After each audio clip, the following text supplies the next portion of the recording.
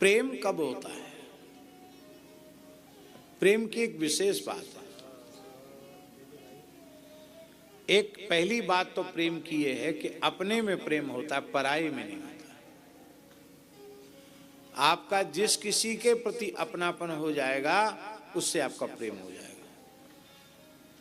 गाय में प्रेम कब होगा? जब गाय को आप अपनी मानोगे तो गाय में प्रेम होगा।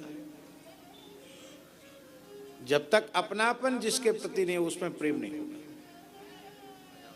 अपने अपना कौन है और पराया कौन है?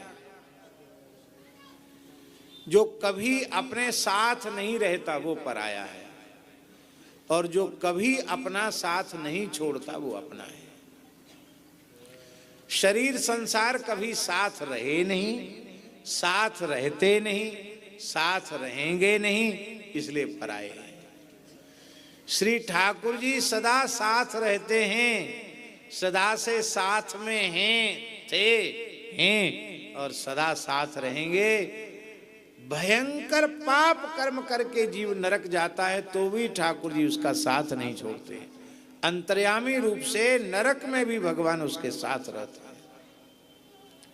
किसी योनि में चला जाए, भूत प्रेत पिशाच बन जाए, सुअर कुत्ता गधा घोड़ा बन जाए, ठाकुर जी त्यागते नहीं। शरीर संसार कभी साथ रहता नहीं, इसलिए ये अपना नहीं है। और श्री ठाकुर जी कभी साथ छोड़ते नहीं, इसलिए ठाकुर जी अपने हैं। शरीर संसार पराया है और श्री कृष्ण हमारे अपने हैं।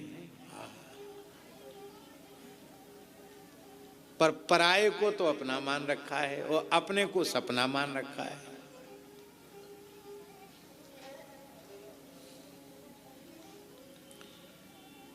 अब बाबा एक प्रश्न है, जब शरीर संसार हम नहीं, शरीर संसार हमारा नहीं, पराये हैं, तो ये पीछे से भगवान ने हमारे क्यों लगा रखे हैं? शरीर संसार को पीछे क्यों लगा रखा? ये शरीर संसार भोग के लिए नहीं है, ये शरीर संसार भगवान की उपासना के लिए। किस लिए है? उपासना की। ये उपासना की सामग्री है। इसको उपासना में लगा दो तो ये बाधक नहीं तो साधक है, और भोग में लगा दिया तो यही बाधक बन जाएगा।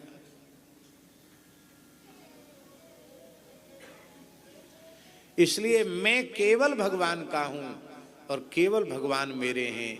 शरीर संसार केवल भगवान की सेवा के लिए मिले हैं, उपासना के लिए हैं। बस इस बात को हृदय से स्वीकार कर ले।